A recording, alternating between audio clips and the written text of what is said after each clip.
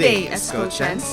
This is the orientation to the National Service Training Program, or the NSTP. This program will include discussions of basic facts and components of the NSTP in ASCOT, as well as the modules to be delivered in accordance with the thrust of the training program.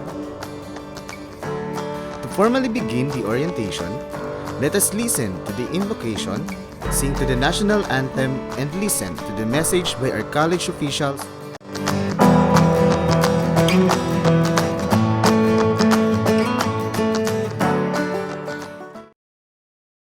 Heavenly Father, we come to you today asking for your guidance, wisdom, and support as we begin this program.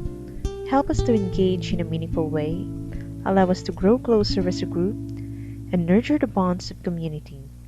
Fill us with your grace, Lord God, and continue to remind us that all that we do here today, all that we accomplish, is for the pursuit of truth, for the greater glory of you, and for the service of humanity. We ask these things in your name. Amen.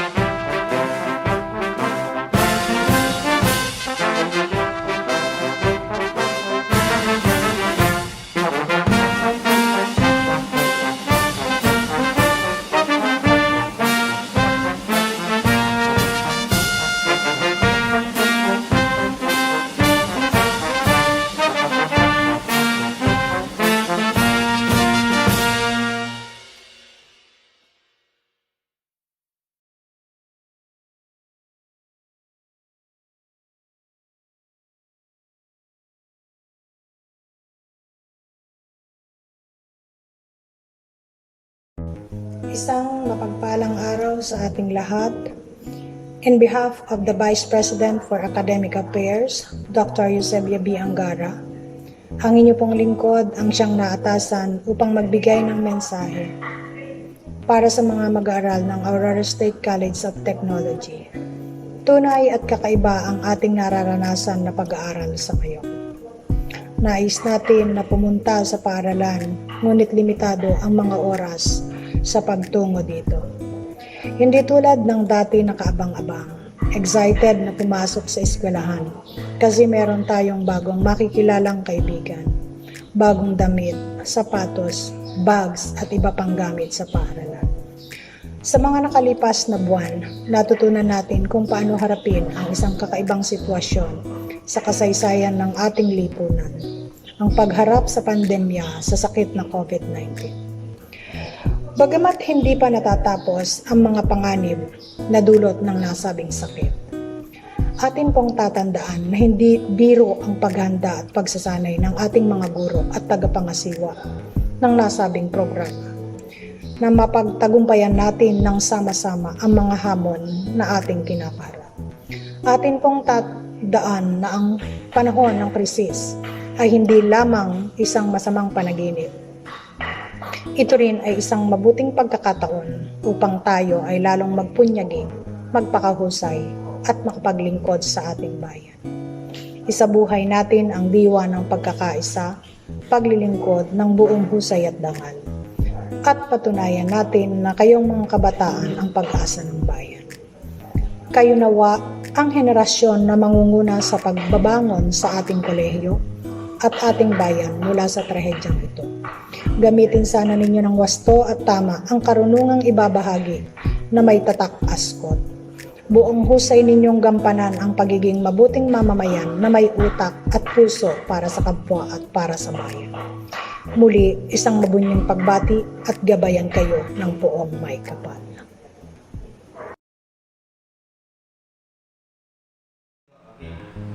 Sa atin pong iginagalang, respetado at masipag na presidente ng kolehiyo, Dr. Eutikio L. Rotacio Jr., sa ating mga pangalawang Pangulo, Dr. Eusebio V. Angara at Forester Michelle A. Resueño, sa ating ROTC Commandant, Lieutenant Colonel Melchor John P. Pelobelo, NSTP coordinators, facilitators, faculty and students, sa inyo pong lahat, mapagpala at mabiyayang araw po sa ating lahat.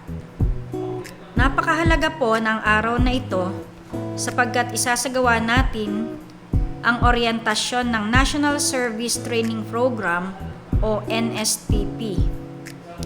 Ang pangunahing layunin po ng NSTP ay mabigyang pansin ang kahalagahan ng ating mga kabataan, mga mag-aaral, at lalong higit ng ating mga first-year college students. Ito po ay upang mahubog sila, upang maging responsable sa katahimikan at kabahagi sa pag-unlad ng ating komunidad at ng ating bansa sa pamamagitan ng iba't ibang pagsasanay. Ang mga programa po natin sa NSTP ay magpapatuloy sa kabila ng pandemyang ating nararanasan sa kasalukuyan. Ito po ay magiging matagumpay sa pamamagitan ng pagtutulungan at pagkakaisa. Sa inyo pong lahat, isang mainit na pagtanggap ang ipinaabot namin sa inyo. Maraming salamat po.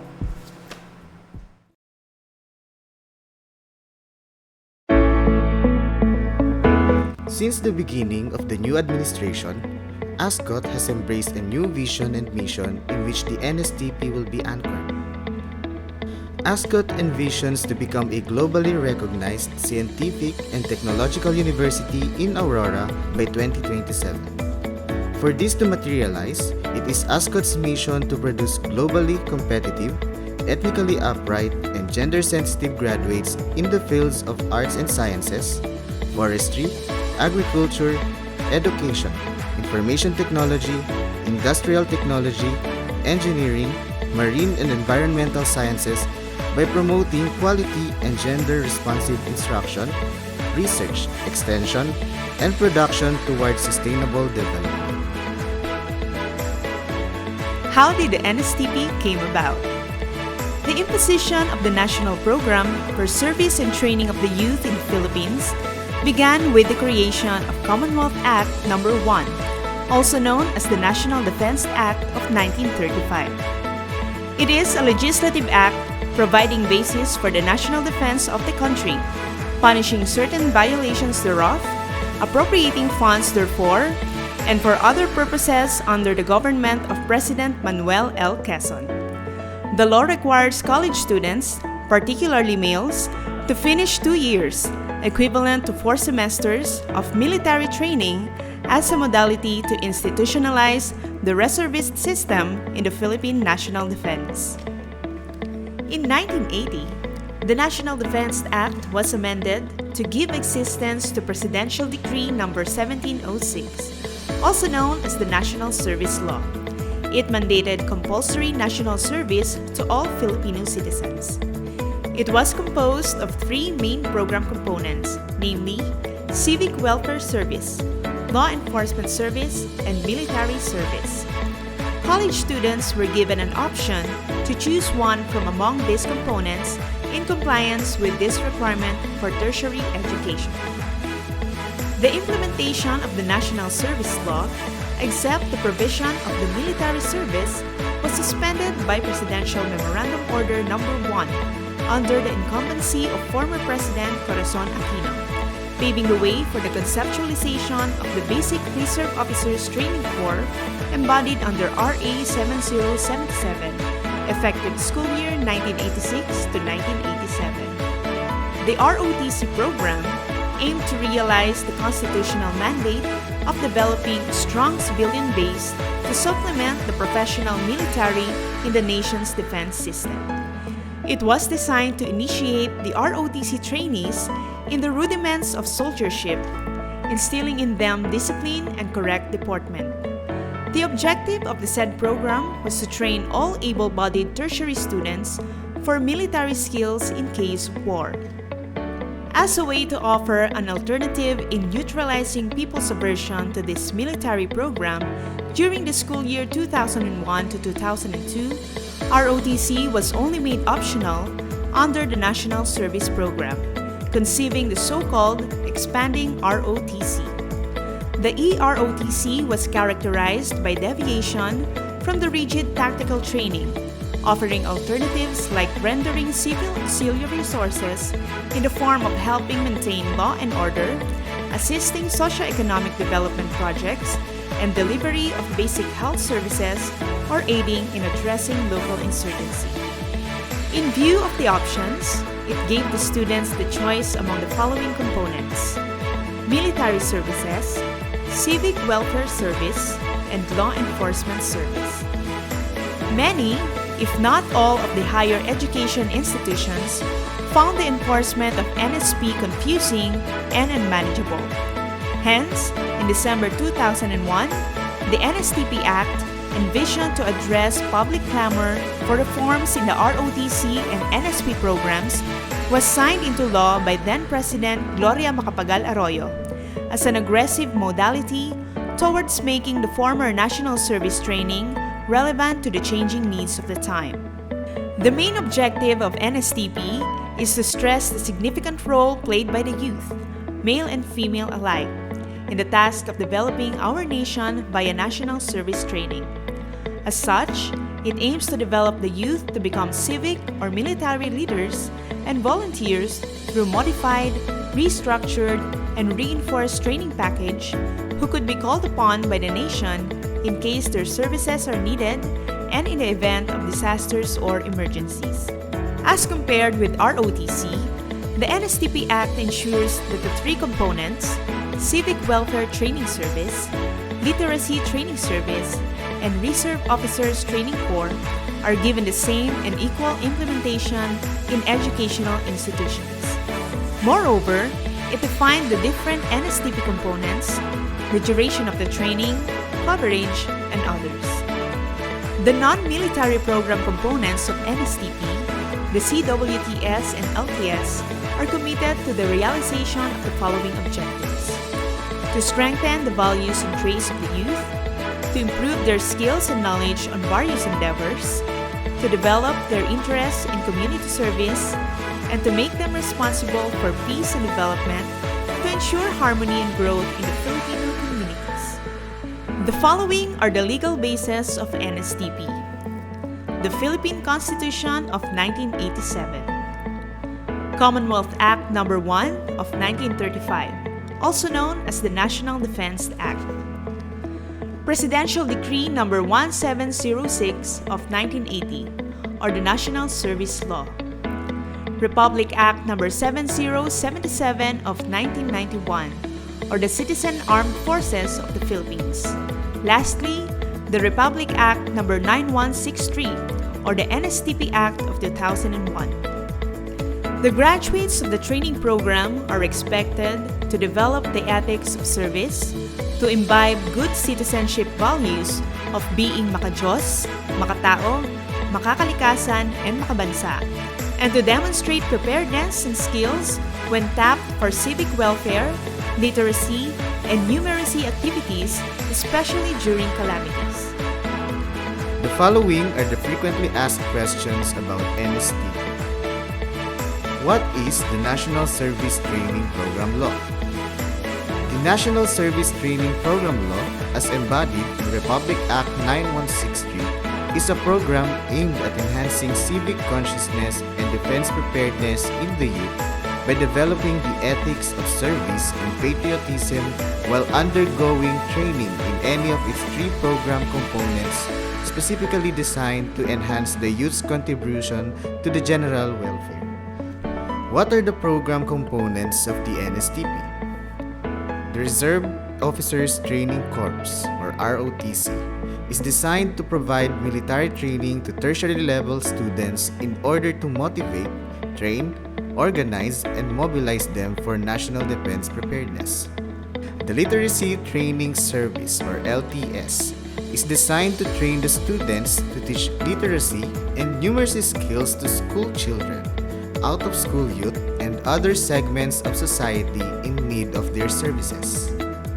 The Civic Welfare Training Service, or CWTS, refers to activities contributory to the general welfare and the betterment of life for the members of the community. It also refers to the enhancement of its facilities, especially those developed to improving health, education, environment, entrepreneurship, safety, recreation, and moral of the citizenry and other social welfare services. Who shall take the NSTP? All incoming freshman students, male and female, enrolled in any baccalaureate and in at least 2-year or technical vocational or associate courses are required to complete one NSTP component of their choice as a graduation requirement. How will the NSTP be taken up? Each of the NSTP components shall be undertaken for an academic period of 2 semesters and credited for 3 units per semester with 54 to 90 training hours per semester. What if the NSTP cannot be taken up during the regular semester? A 1-summer program in lieu of the 2-semester program may be designed, formulated, and adopted by the Department of National Defense and TESDA, subject to the capability of the school and the AFP to handle the same. What if the NSTP program component chosen by a student is not offered in his or her school? Schools that do not meet the required number of students in order to conduct a program component or do not offer the component chosen by their students shall allow them to cross-enroll to other schools irrespective of whether the school is under CHED or TESDA, and for ROTC, whether they are managed by different AFP branches of service. These students, however, shall be subjected to the existing rules and regulation of their original school and the accepting school. Are currently enrolled students covered by the NSTP?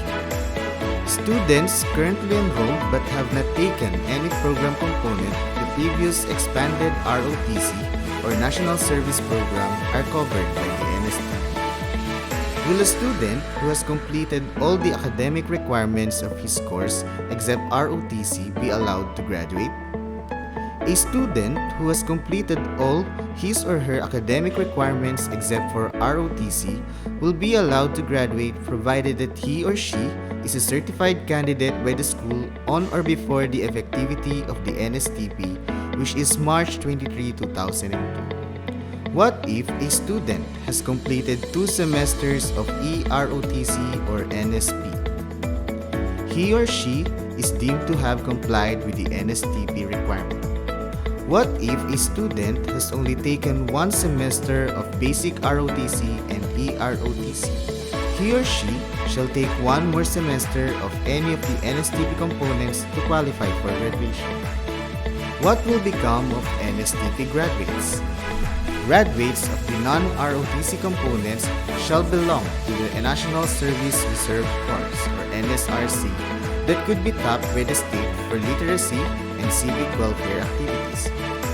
Graduates of the ROTC component shall form only part of the AFP Citizen Armed Force, subject to DND requirements. How can a student continue to qualify for enlistment in the AFP Reserve Force? He or she may qualify for enlistment in the AFP Reserve Force as long as he or she has completed the 2 semesters of basic ROTC. How much fee will be charged for an NSTP component? No fees shall be collected for any of the NSTP component except basic tuition fees, which should not be more than 50% of the charges of the school per academic year. What student incentives can be provided by the NSTP? First is a program assistance or incentives for ROTC students from DND, which will be in accordance with existing laws and regulations and subject to the availability of funds. School authorities concerned, SHED and TESDA, shall ensure that health and accident group insurances are provided to students enrolled in any of the NSTP components.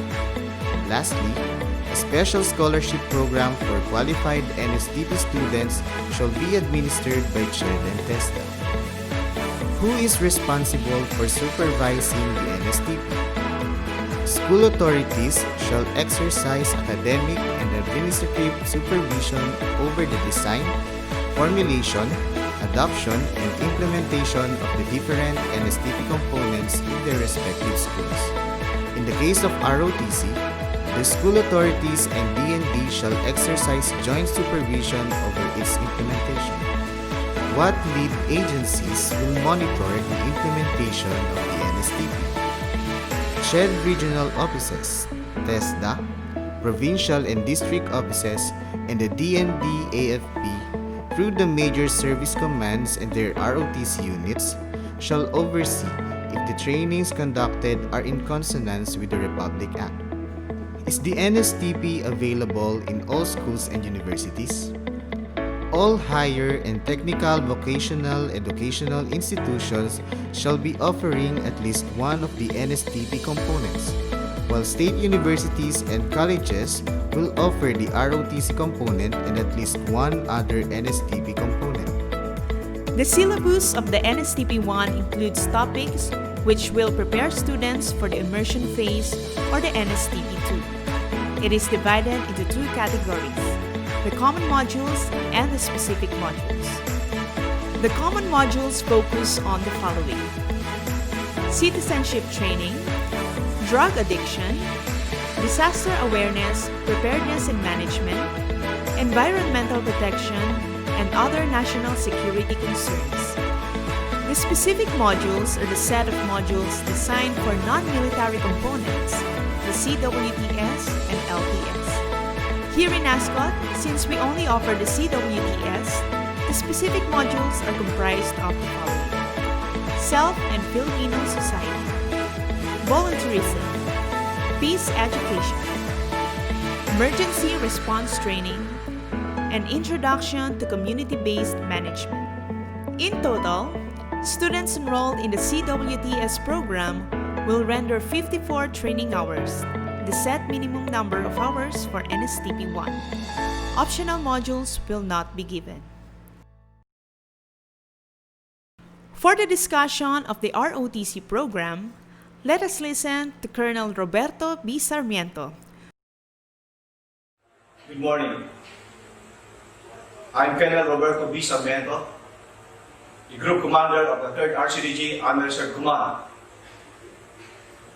I am responsible for the administration of the Reservist and Retirees Affairs and the ROTC program in Region 3. Today, I'm going to give you an orientation on the ROTC program. So what is Reserve Officer Training Corps? The ROTC. ROTC is the primary source of reservist officers and enlisted reservists of the Reserve Force in the Armed Forces of the Philippines.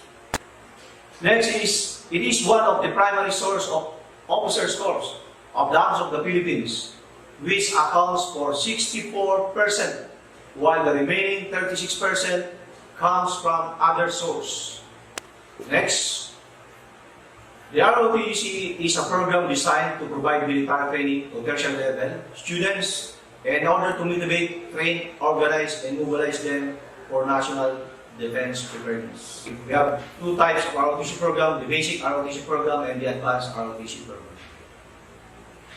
The basic ROTC program is a 1-year or 2-semester program which consists of at least 120 training hours credited for 6 units. It will be conducted once a week, preferably on Saturdays or Sundays, at 4 hours per meeting for 15 consecutive weekends. The first semester shall be called ROTC Military Science 1, and the second semester shall be called ROTC Military Science 2. Next, the Certificate of Completion of Training shall be issued to graduates of basic ROTC training and shall be signed by the school registrar and the ROTC Kumana. It shall include rank and APCL number of the cadets. So, ito, para sa kaalaman ng lahat. Lahat na nag-graduate ng basic ROTC ay may ranggo at may CL number na yan. No? As reservist. Ibig sabihin, pagkatapos nila na kunin ang basic ROTC program, upon their graduation,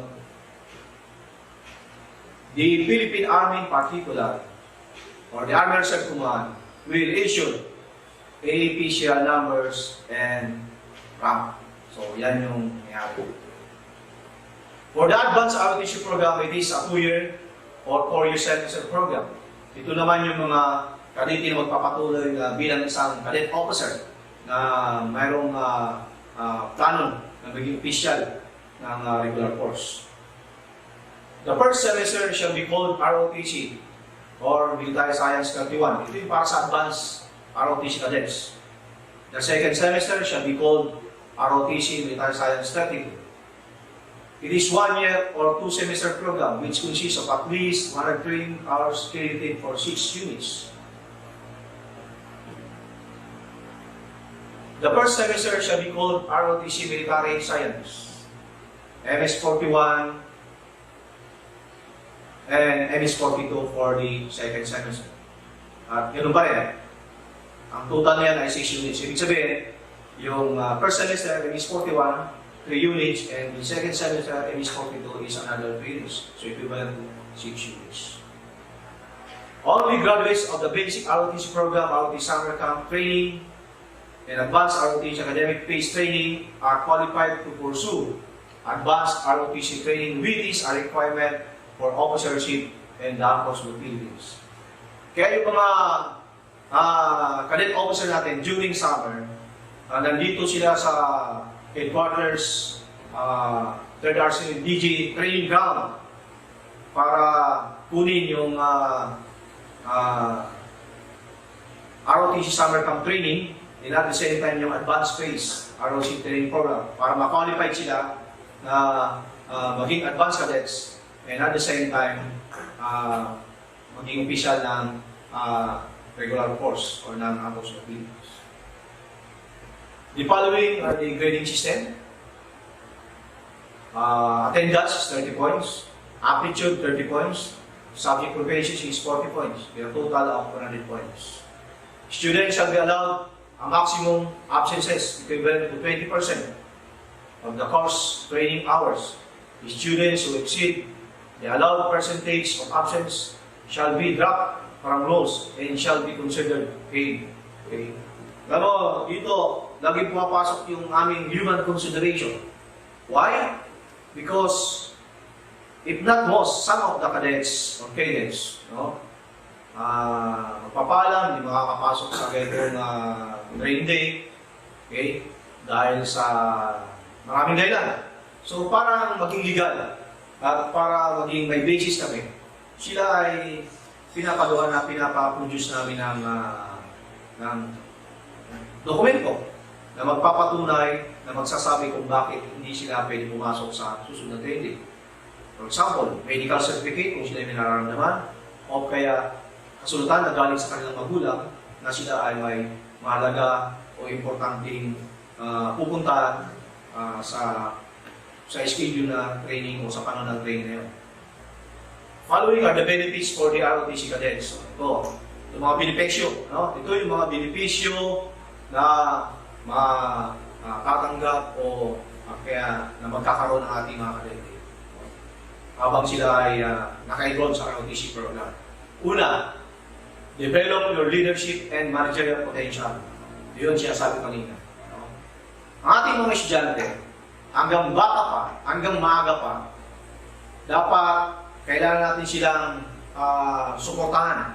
Kailangan natin silang susuportahan natin yung kanilang kakayahan Dahil ang iba sa kanila ay may kakayahan maging isang leader, ang kakayahan sila iba dahil may kakayahan maging isang manager. So, tayo sa ROTC program, yun ay by means of skills and other knowledge, no, na i-impart natin sa kanila, sila ay natututo. No? Nagkakaroon ng confidence, sa madaling sabi. Nagkakaroon sila ng foresight kung anong maging sila in the future. So, yun ang kagandahan sa ROTC program. Next is develop your confidence, enthusiasm, and determination. So, dito sa ROTC program, sabi niya talagang it's a combination of practical and lecture. No? So, dito namin i-develop yung dapat yung bata may kumpiyansa sa sarili. No? Pagpasok niya rito, ang iba medyo mahiyain. Minsan yung ibang estudyante ay meron pala silang kakayahan pero nahihiya silang ipakita. So, dito hindi. Sa ROTC program, we will support them. No? How they are going to show their skill, no? With confidence. Okay? Parang sa ganun ay pagka-graduate nila, no, ng ROTC program, they are armed with basic knowledge, skill, and ability as a student. Next, enhance the values of courtesy, discipline, character, and attitude. Yan ang isa sa importante. No? Kagaya sa sabi ko nina, sa haba po ng panahon na hindi naging mandatory ng ROTC, naging optional na po yung ROTC program na wala pong disiplina at respeto ng ating mga kabataan. Kayo mismo ang makapagsabi nila kung mali o tama ang sinasabi ko. No? Na karamihan sa kabataan ay nakakalungkot na yung kanilang respeto, kanilang disiplina ay nawawala. Na kung saan bilang isang Pilipino, dapat yan ang isa sa dapat maging pride natin. That a Filipino must be a disciplined and respect a Filipino citizen. Dapat yan tayo. No? Yun ang kailangan natin. Lalo ngayon sa panahon na ito, kailangan natin ng disiplina. Disiplina ang kailangan para umangat ang pamumuhay natin. At higit sa lahat, para maging sulit ang direksyon ng ating bansa. Kailangan natin magkaisa, magkaroon ng disiplina. Next, develop your stability under pressure to have a correct decision.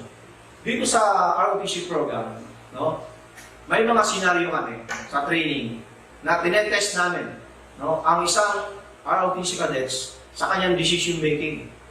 Okay? So, yan yung sinasabi na magkakaroon siya ng tamang decision even though siya ay may pressure, napipressure siya. So, ibig sabihin, doon makikita yung kakayahan ng isang estudyante kahit nasa sitwasyon siya na marami siyang iniisip at mayroong senaryo pero yung naging decision niya ay tama.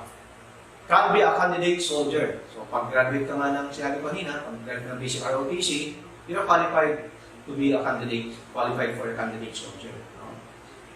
Can be qualified to take POTC. Ito naman yung mag-graduate ng ROTC advanced course. Pwede sila mag-POTC as preparatory for officership or before ma-commission sila sa armed forces. You know? Can be commissioned in the reserve force. Yun nga. So, pag graduate ka ng advanced ROTC program, tapos ka ng POTC, so ma-commission ka sa reserve force. Then, you can be qualified for OCC ROTC program. Ito yung bagong program ngayon na in-introduce ng Philippine Army. Mamaya papaliwanag ko sa dulo yan, pero initially, bibigyan ko kayo ng kaunting background sa OCC ROTC. Ito yung bagong program na source of commission ng regular officer na nanggaling mismo sa ROTC. Ito yung mga graduate ng advanced ROTC. Next. The following are the opportunities.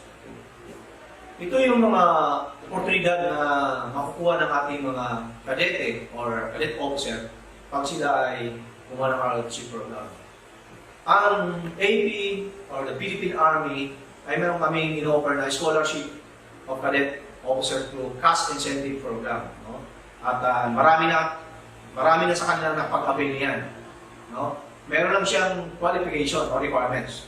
Dapat siyang academic grades mo ay hindi baba sa 85 Tapos yung ROTC grade mo dapat hindi bababa sa 85. Then you maintain the reputation, the overall reputation sa university or college, no? Yung character.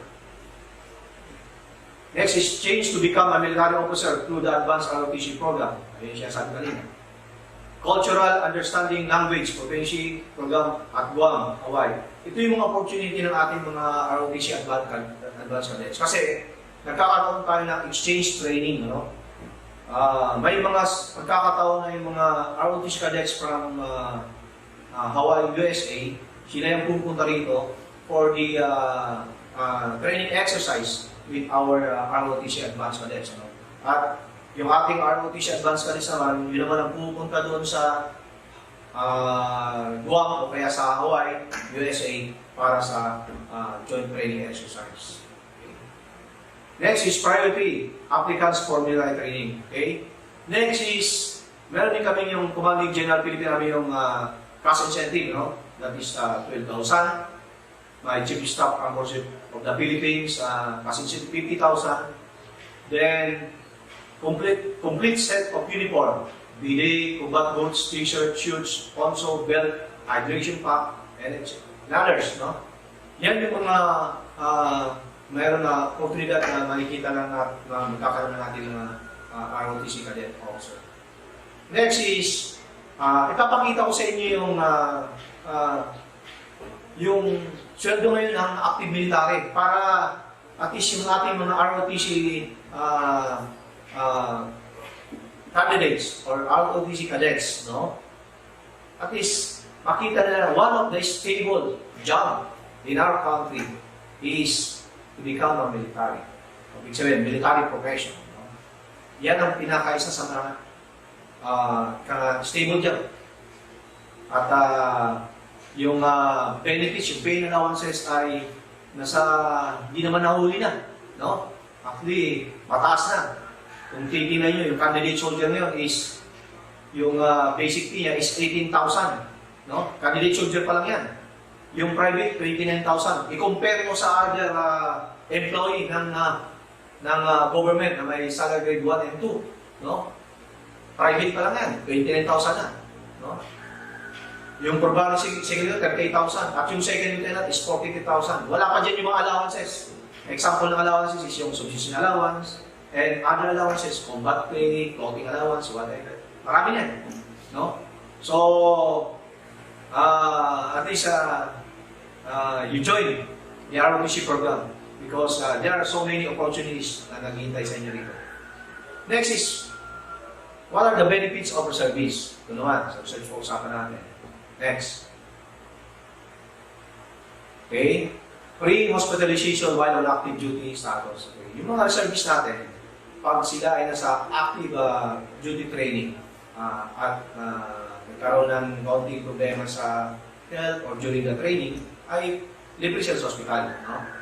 Meron tayong hospital sa military hospital. Then, entitled to receive uniform during active shift. So, may isang set of uniform sila na binibigay natin.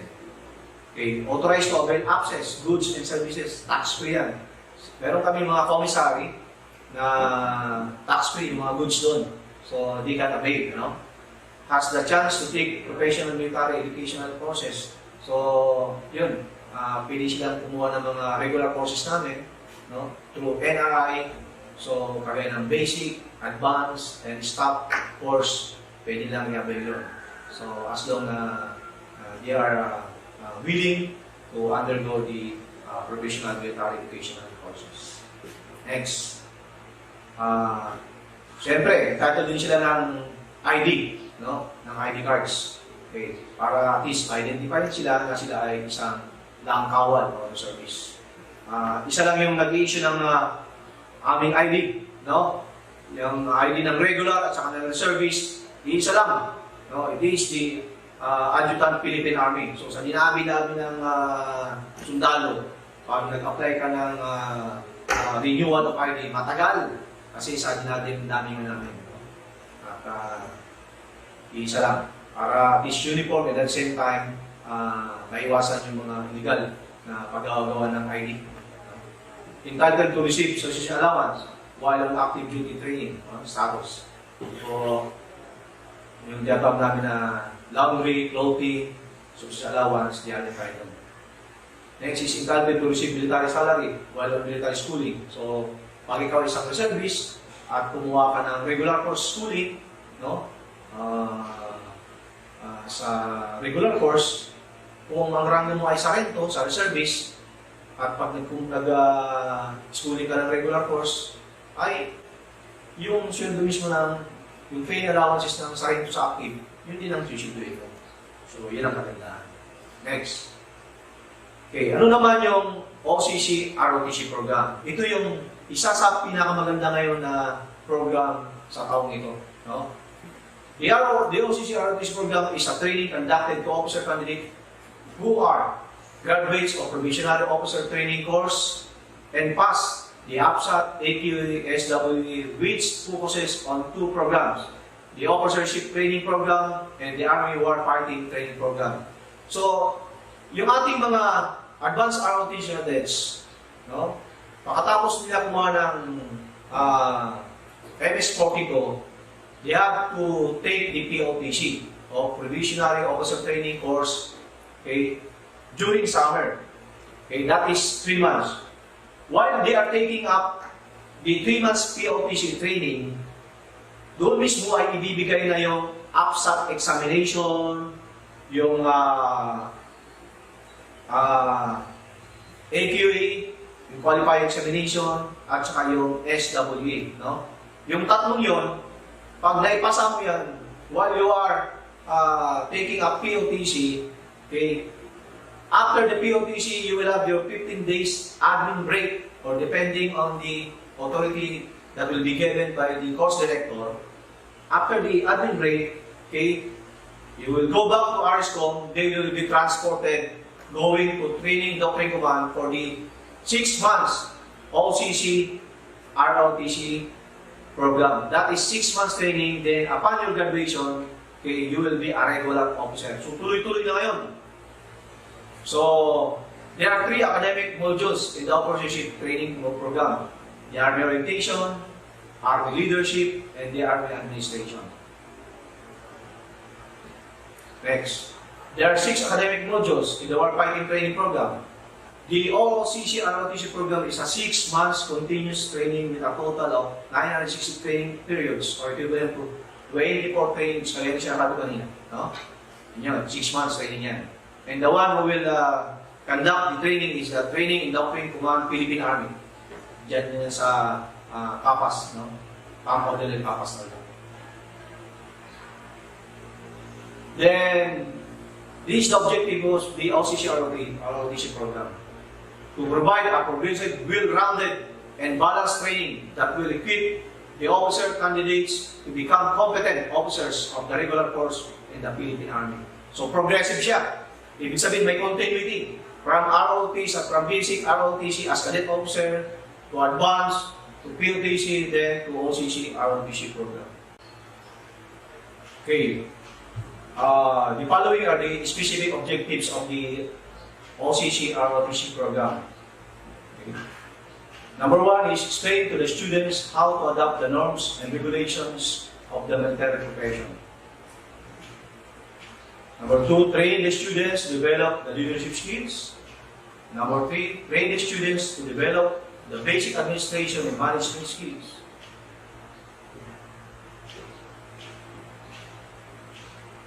On warfighting training program, ito naman yung mga objective, no?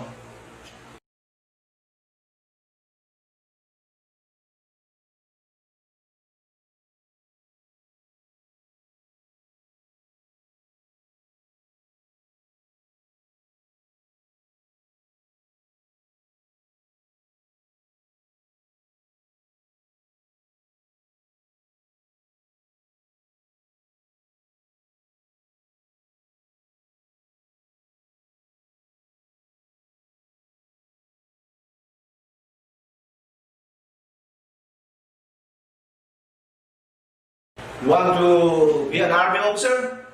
You join the ROTC program, the Reserve Officer Training Course. For basic ROTC program, yan yung mga qualification.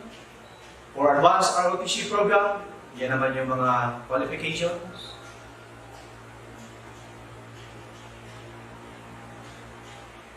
For Provisionary Officer Training Corps, MS-43, yan naman yung qualifications.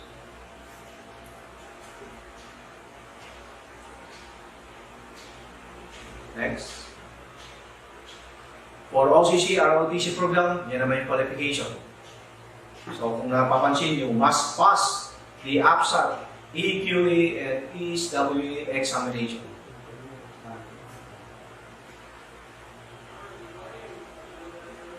Okay. Ito yung challenge natin ngayon, no? Ito yung talaga yung isa sa mga challenge natin. In this situation, especially today, as we face the challenge against the COVID-19 pandemic, isa sa mga tanong is, paano natin gagawin yung training ng ROTC program considering the situation? No? So, of course, there is an ROTC program in all state universities and colleges because based on the Republic Act 9163, and at the same time, it is part of the curriculum of the state universities and colleges. So, meron tayo pong ROTC program this calendar year, this school year. Paano natin gagawin ko? No? Considering the situation. Okay? How the ROTC program introduced to the students during COVID-19 pandemic situation? Ito yung mga challenge natin. The emergence of COVID-19 pandemic brought unprecedented disruptions in the lives of people all over the world. Sabihin din lang sa ating bansa. It came so unexpectedly, where no one was ready enough to embrace its impact to society. So, lahat tayo unprepared, no? Nakita naman natin. So, due to the situation, it is paramount to enforce flexible learning. Through flexible learning, by blended learning modes, the design and delivery of program course and learning interventions that address learners' unique in terms of place, pace, process, and products of learning. Ibig sabihin ito, no? Actually, we have conducted coordinating meetings or conferences with our counterparts from the universities, no? NSTP director, ROTC coordinator, the commandants. Nagkaroon kami dito ng meetings through BBC, no? Through limited face-to-face, no? In order to have to talk about how we are going to do this ROTC program with this present situation. So we came up doon sa tinatawag na flexible learning, no? Meron kaming dalawang concept na gagawin para yung ROTC program na introduce natin sa ating mga freshman student. Una is yung online, no? So online, ibig sabihin, gamit yung ating internet connectivity, gamit yung ating cellphone, gamit yung ating laptop, gamit yung ating desktop, but still, there is a question. No? Paano yung mga estudyante na wala yung mga ganun sinabi ko? Internet connectivity, wala siyang laptop, wala siyang cellphone. So, isa yan sa mga question na lumabas nung kami nag-meeting. Kaya, napag-usapan ulit namin yung isang konsepto. Ito yung tatawag na modular, no? Modular concept. Na kung saan, ito ay gagawin namin sa pamagitan ng pag-distribute ng pop sheet, no? Materials.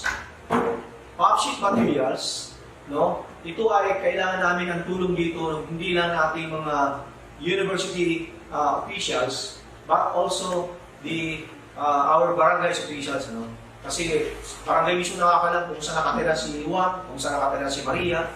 So sila mismo nakakalam kung saan yung tirahan ng mga ating estudyante. So actually, it is a very challenge to every one of us. But sabi nga, wala namang imposible pag nagtulong-tulong. Totoo, nasa umpisa, medyo mahirap. Pero pag once na nagawa na natin yan, no? Tuloy-tuloy na yan at makikita natin na at the end of the day, we'll be proud of na nagawa natin yung ating trabaho even though there is a challenges, no? Itong challenge na ito, itong pandemic nito, dapat hindi ito maging dahilan, buhat lang, para hindi natin gawing tama ang ating trabaho na mandato sa atin bilang nagsiservyo sa ating mga kababayan. So, again, I hope that for the past 1 hour, I able to give you an orientation what is our ROTC program and how we are going to do it. Okay, with this present situation, what I need from you is your cooperation and understanding, and the RCDG, the DMSD, the ROTC units is open to all students who wanted to enroll ROTC program, and any clarification, questions na gusto nyo itanong ay pwede nyo itanong dun sa DMST at meron naman tayo mga personnel na naka-detail doon. Then, of course, we have a hotline number, we have a Facebooks, no, available. You can ask your any question. Ulitin ko, nandito ang inyong third RCDG para sa inyo, no? Hindi para kanino, kundi para sa inyo, lalo sa ating mga mag-aaral ng freshman student ng Korea na kukuha ng ROTC program. So, sa inyong lahat, ako ay nagpapasalamat sa pakikinig nyo sa isang oras. I hope that naibigay ko lahat yung tamang information. So again, tanungin natin ating sarili kung ano may tutulong natin sa ating bayan, lalo sa panahon na ganitong situation.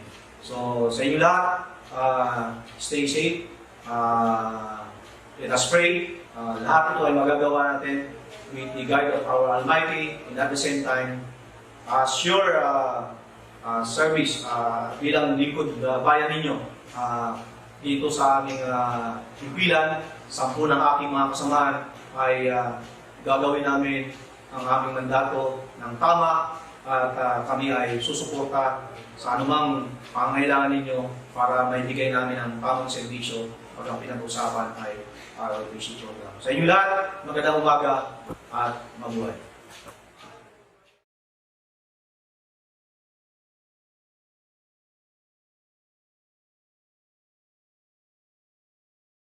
It's time to meet your facilitators and director. Angelica A. Vallejo, Education Department.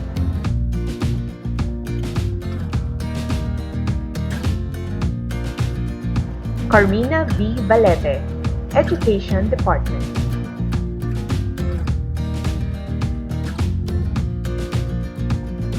Eljane P. Takla, Department of Arts and Sciences.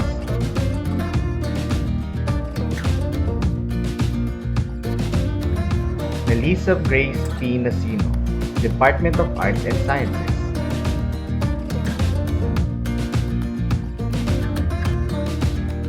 Marine P. Gabriel, Department of Arts and Sciences.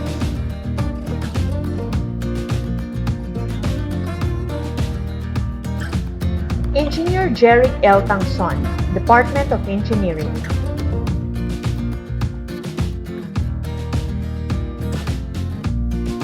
Engineer Jim Ryan T. De La Peña, Department of Engineering.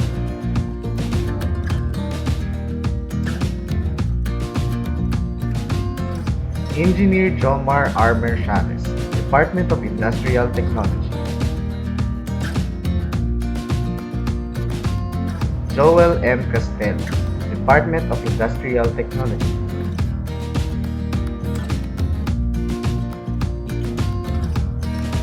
Daniel O. Rojas, Department of Industrial Technology.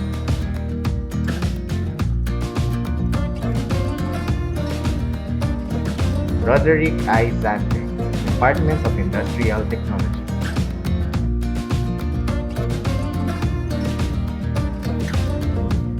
Conrad C. Mendizábal, Department of Agriculture and Aquatic Sciences.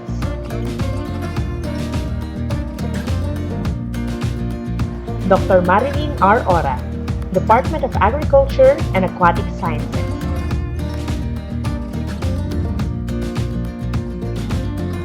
Limuel A. Rubio, Department of Agriculture and Aquatic Sciences, Kasiguran Campus. Maximo M. Marte Jr., Department of Agriculture and Aquatic Sciences, Kasiguran Campus. Marlon G. Lingon, Department of Forestry and Environmental Sciences.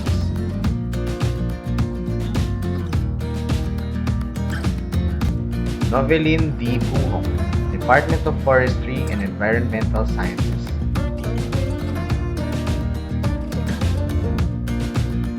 Mary Jane P. Aragon, Department of Forestry and Environmental Sciences, Kasiguran Campus.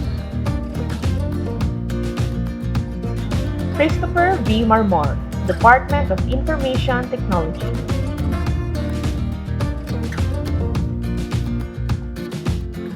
Sherwin B. Glorioso, Department of Information Technology.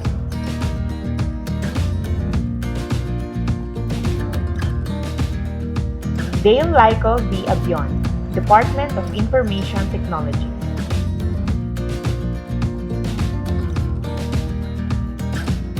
Revenji de Vera Heneta, ROTC Coordinator.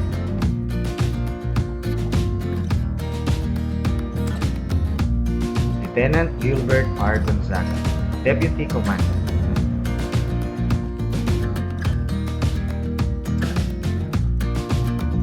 PFC Aljon D. Ramos.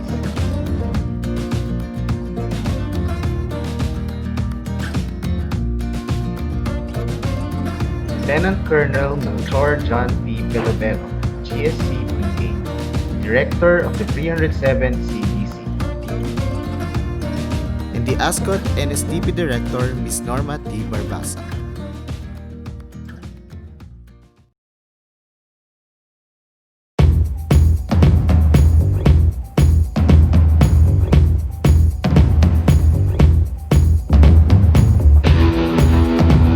Now that you are equipped with the basic knowledge about the NSTP, let us work hand in hand to accomplish our common goals, realize the vision of the college, and help the country and the Filipino citizens as well.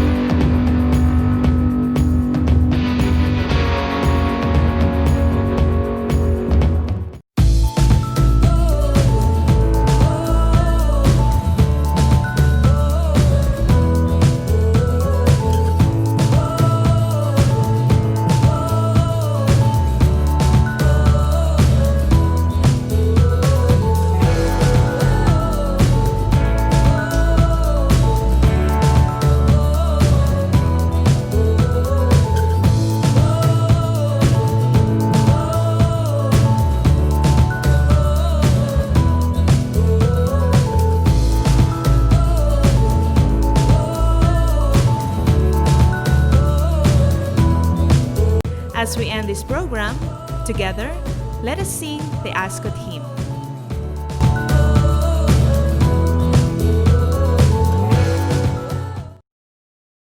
Aurora State College of Technology, sa lalawigan ng Aurora, pag-asa ka ng kabataan, kaganapan ng bayan, ang tapat mong pitaya, sa puso ko'y nakaugat na, ikaw nawa'y patnubayan ng poong may kapal, ang dakila mong karunungan ay dakilang karangalan.